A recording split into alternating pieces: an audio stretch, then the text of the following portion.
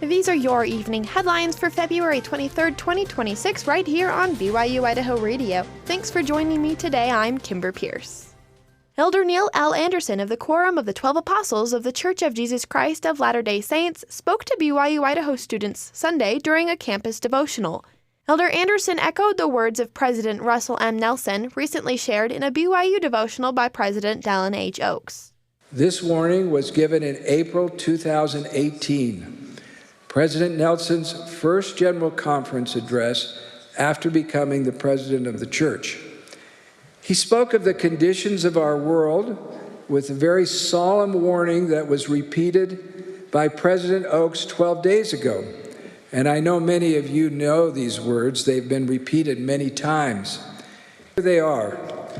In the coming days, it will not be possible to survive spiritually without the guiding, directing, comforting, and constant influence of the Holy Ghost.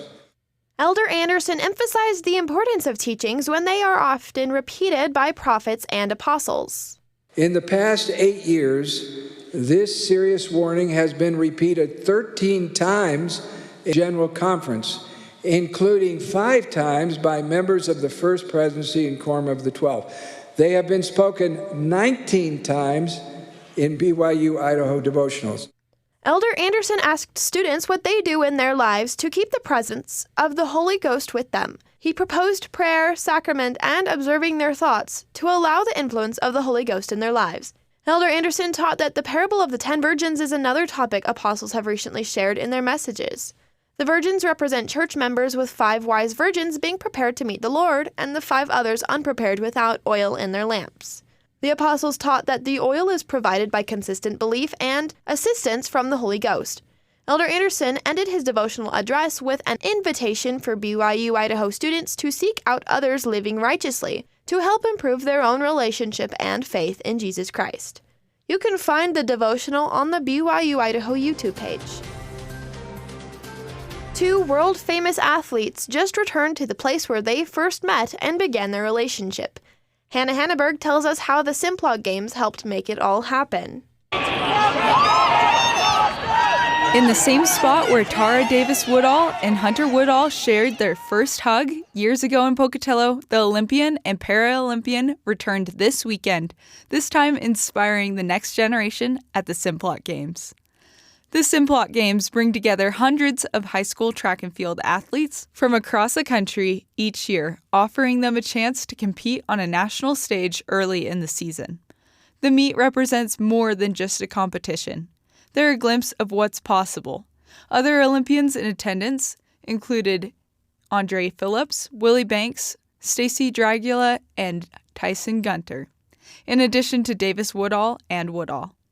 For Spanish Fork high school athlete Paige Spencer, the games are a time to race against future Olympians. How they got their start is being at these games, just like people I'm racing against are going to be Olympians, going to watch them on TV someday. Hunter Woodall looks forward to visiting the games every year. It brings back so many memories, but they're all such good memories, and it's just like so humbling. Davis Woodall met Woodall at the 2017 Simplot Games, where Tara set the still-standing long jump record, and the two combined to win 5 events. Their first meeting was spurred when Davis Woodall felt a need to give Woodall a hug at the end of his race, someone she had never met before. Being at the games brings back memories for Tara Davis Woodall. It's pretty surreal. I mean, we're like looking at the spot that we met and like hugged each other for the first times. Athletes like Jai Petrie of Long Beach High School see the games as the first opportunity of the season to catch the eye of recruiters and coaches.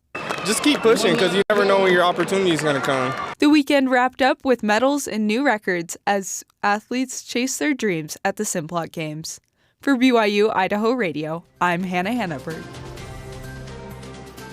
This weekend, BYU-Idaho partnered with Beehive Credit Union and the city of Rexburg for a benefit concert featuring pianist Jon Schmidt. Schmidt of the Piano Guys got his piano start like many members of the Church of Jesus Christ of Latter-day Saints do. His mom made him take lessons. Yeah, I think any kid, when they start out, they don't know anything about it. It's just not fun, and their parents make them do it every day, and that's what my mom did, and after a year or two, they start to get good at it, and then it starts to get fun. And that's how it was for me. Schmidt says he remembers a record label that was popular while he was in high school, Windham Hill, that would put out acoustic music. Artists like George Winston, David Lawns, they would just show up to a concert hall, roll out a piano, and play to a sold-out audience. And this was just what was going on when I was that age.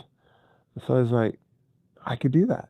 I would watch these performers, and I would watch them come in and perform in these, and they would always play their own compositions. And I was like, I'm writing my own piano stuff, you know.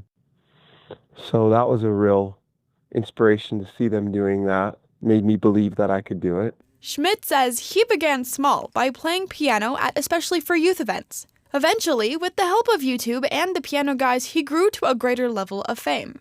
The power of YouTube and YouTube videos, it just all of a sudden exploded all over the world. So it was sort of like being an artist when radio was invented, you know, and then all of a sudden you have your music is playing wherever there's radio. YouTube was like that. Schmidt has traveled the world making YouTube videos with the piano guys and playing with other people. He attributes his experiences to one thing. I never would have gone there if my mom wouldn't have made me practice the piano. 100% of ticket proceeds from the concert hosted at the BYU-Idaho Center went toward the Rexburg Tabernacle Legacy Campaign. They raised about $100,000. To see what other performances Center Stage is hosting this semester, go to byui.edu/Center Stage. For BYU-Idaho Radio, I'm Kimber Pierce. These have been your BYU-Idaho Radio evening headlines for February 23rd, 2026. Thanks for tuning in. More news, interviews, and great content are available on our podcast feed. Search for BYU-Idaho Radio on your favorite podcast apps. We are on YouTube, Spotify, Apple Music, and more. For BYU-Idaho Radio, I'm Kimber Pierce.